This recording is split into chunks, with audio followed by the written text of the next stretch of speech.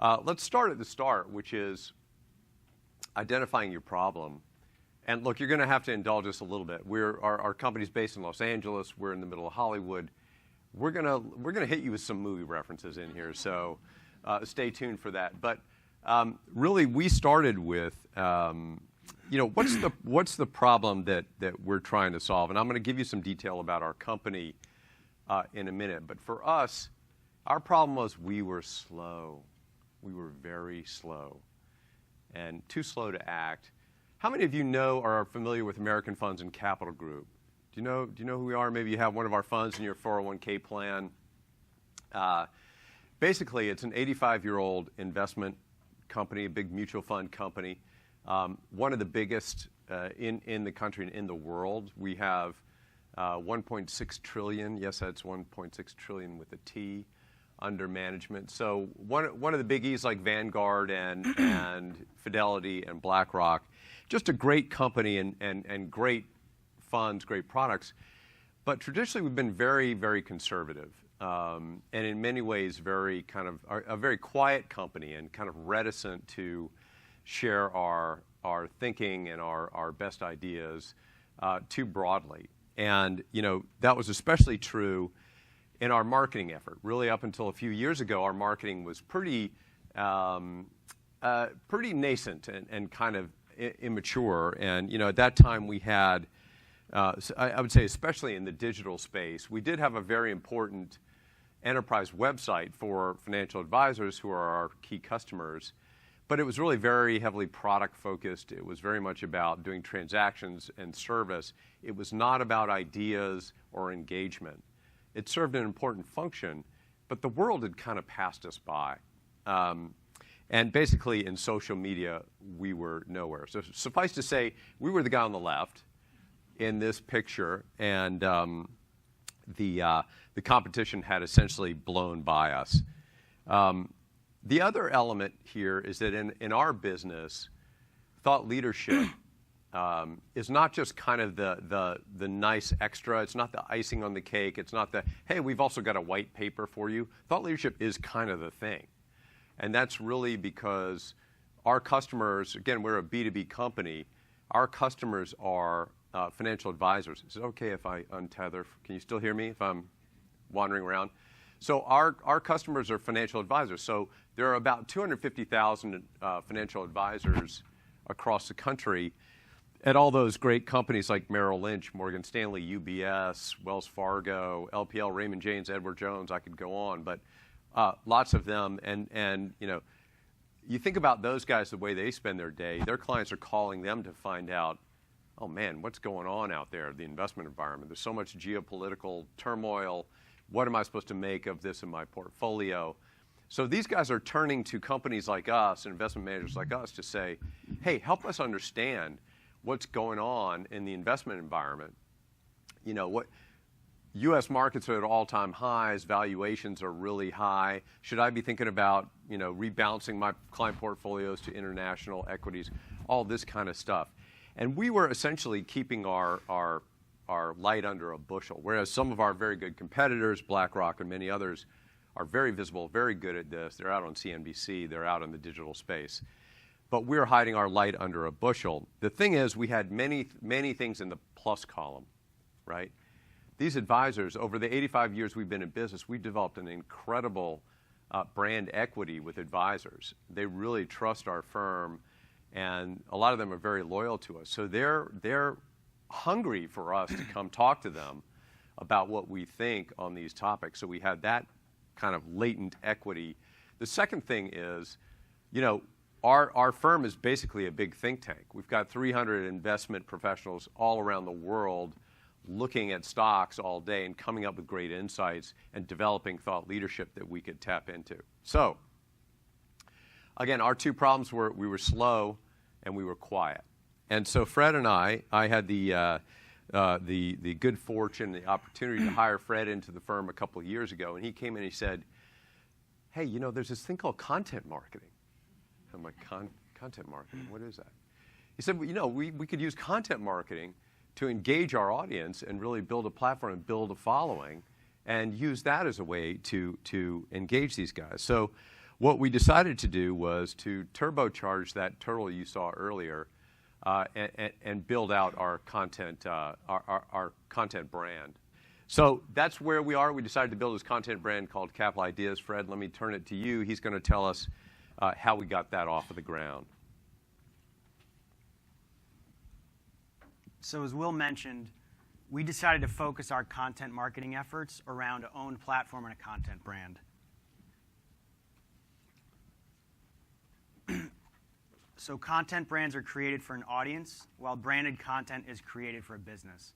So that's Andrew Davis, who's here speaking at Content Marketing World, a thought leader in the marketing space. And so really the rationale behind this is how can we deliver overwhelming value to our audience, to our financial advisors, right? How do we solve their problems? How do we help them do their jobs better? And in so doing, how do we build an owned asset for our business? And that content brand is called Capital Ideas. So as Will mentioned, we're from Capital Group. We sell American funds. Capital Ideas is our thought leadership platform. It's where we've decided to focus our thought leadership efforts and really, as Will mentioned, our company is built upon a brain trust. We have the luxury of having this incredible think tank, these incredibly well-versed investment professionals. And so how do we unlock that talent? How do we unleash it? Capital Ideas is the expression and demonstration of that brain trust and think tank to our customers. This is where we publish, basically on a daily basis, our content and our thinking and display that to financial advisors.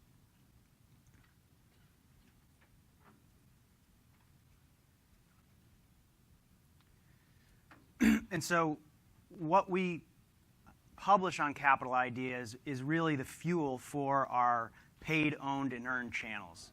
And so from social media, from our Twitter channel, LinkedIn, Facebook, YouTube, at this point, Capital Ideas is supplying approximately 60% of that content. Our own properties from our websites, as you'll hear more about in the presentation, our sales force really leverage those assets to do their job better. Email, paid programs like Dianomi, which is a paid syndication engine for financial services. Asset TV, which is a paid video channel. Content's going on there. Native plays like Nativo, earned media from Morningstar to Bloomberg, et cetera.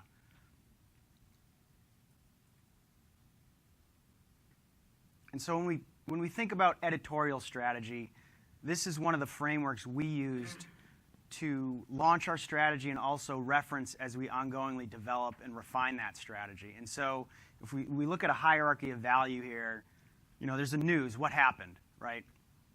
Analysis, why did it happen? And then there's insight and perspective.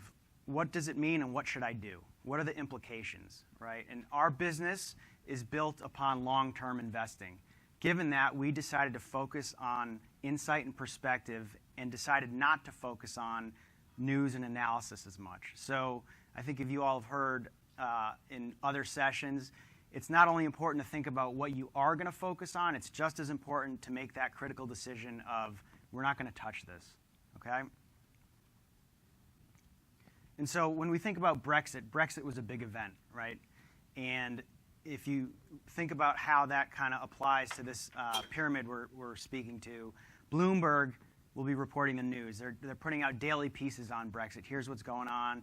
Wall Street Journal is going to provide that deeper analysis. We're not going to compete with Bloomberg and the Wall Street Journal. We're not trying to compete with them, okay? But what we are trying to do is provide insight and perspective on Brexit. What does this mean for my investments? What should I be saying to my clients? What are the salient points? And how do we string together a series of articles, say 5 to 10, that we can reference over time, we can promote, we can provide to our sales force as really kind of key pieces of collateral to understand this environment. And so one of the first principles, I think a lot of speakers have touched upon this, is really how do we solve our audience's problems? It's as simple as that. And really, what are you doing? What creative ways and channels are you tapping into to gather that intelligence? And so we have a number of ways we're doing that. We've included a polling function on capital ideas that will refresh and get data and information. Obviously, we're tracking analytics to see how our audience responds to what we're pushing out and refining the strategy based on that. We have some webinars that are very highly attended, mainly our biannual Outlook webinars, which are webinars on our take on the investment outlook. What's our outlook on the investment landscape for the year? So we also poll during those sessions as well. So this is a very specific question that came up during one of the webinars, which is many of my clients want to get out of global stocks. Their global funds are down and they don't want to buy more. I explained the benefits of diversification, but logic isn't working. What else can I tell them?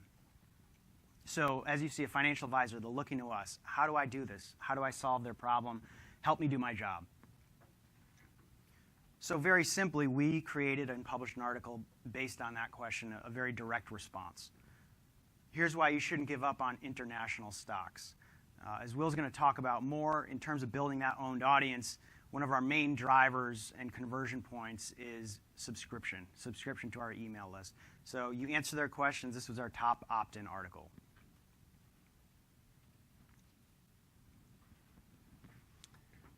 You know, I feel like a lot of the sessions, I don't know if you guys went to some of those, but they were really talking about, you know, Amanda at Cleveland Clinic and others, how important it is just to stay very plugged into your audience, understand the questions they're asking, the issues they have, turn around and solve those, and you know, you're their resource. You know, I think Jay Baer in yesterday's session, did you guys go to Jay's session at all? I thought it was outstanding, but one of the things he talked about that unlock this for me, and this is basically a version of the same topic. He said, you know, a lot of us have the instinct in order to get our message out there to go tap into external audiences like influencers and so on. And he said, no, turn that on its head. One of your best resources are your own employees. And I think he called it amplify from the inside out. And we have at Capital Group, we have the benefit of having an incredible sales force. Again, it's a wholesaling business. We're selling to financial advisors. We have a great wholesaling team that we basically used to launch this site, and this was very much an early win for us to do that. So I want to share some of that detail with you. Now, please tell me you've all seen Glengarry Glen Ross. Now, if you haven't, download that thing and watch it on the airplane on the way home. Truly a classic. And I'm going to share with you a quick clip here just to get us started, and I think over to you, Matt. Because we're adding a little something to this month's sales contest. As you all know, first prize is a Cadillac Eldorado. Anybody want to see second prize? Second prize is a set of steak knives. Third prize is you're fired. So, I mean, it doesn't get any better than that, right, from a movie about sales. So this is a picture of our sales force at American Funds. It's a few years old. I think I'm up here, like maybe a few years younger, a little more hair up in there in the corner. We set a similar challenge with our guys, and basically when we launched the site, we said we set up a little contest and said, hey, who can get to 100 subscribers, who can get 100 advisors in your territory to sign up first by the end of the year. So we had this little contest, and one of the questions you might ask is, well, why would they do that? These guys have a lot on their plate. They need to sell mutual funds, not get subscribers to Capital Ideas as a favor to Will. But the point is, you think about advisors, Fred talked about solving their problems. We're solving these guys' problems, right? Every day they're out there calling on Merrill Lynch, going into these offices. They need to have a reason to call and something smart to say. And so we built a platform that gives them something smart to go in and talk about every day. They love that. And so they were happy to jump on that. Also, what's the one thing that salespeople have in common? They're competitive. So if you can tap into that, if you have a sales force at your company, you can tap into that. By the way, make it fun. You know, this stuff, there's no reason content marketing can't be fun. So anyway, these guys had some fun with it, and if you'll, back in January after year end, I had the pleasure of announcing the winners of the contest. So if you'll indulge a little video clip of me doing that, let's go ahead and play that. Now, I thought we're here in Hollywood, and it's award season. I thought it might be appropriate to have our own little award ceremony this morning. And so, ladies and gentlemen, I'd like to welcome you to the first annual Capital Ideas Awards. What I have in my hand is an envelope. In this envelope is a list. On this list are 20 names of the top 20 wholesalers in this room today who got the most advisors to sign up for Capital Ideas. So we have this list. We also have 3 very special prizes for our top 3 winners that I can't wait to share with you. And so, without further ado, let's get to the awards. I'd like to start with third prize. Let's start with third place and build to the top. For our third place finisher, we have a very special prize. It's this beautiful set of steak knives. Now, I can tell from your reaction you may know where this is going.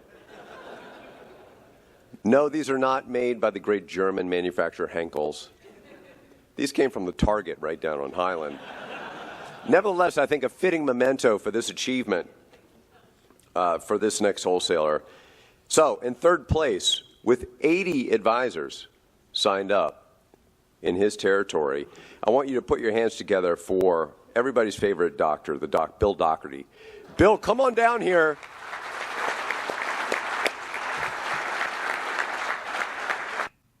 So you can kind of see, we had some fun with it. Those guys love it.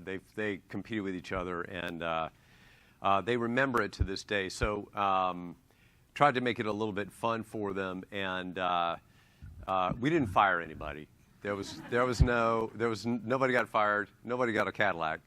But what you can see here is a picture of one of our wholesalers presenting to a group of advisors, literally from the site. So one of the other things we try to do is design the site in formats where they could literally put it up on a screen and present from it and drive that usage over time.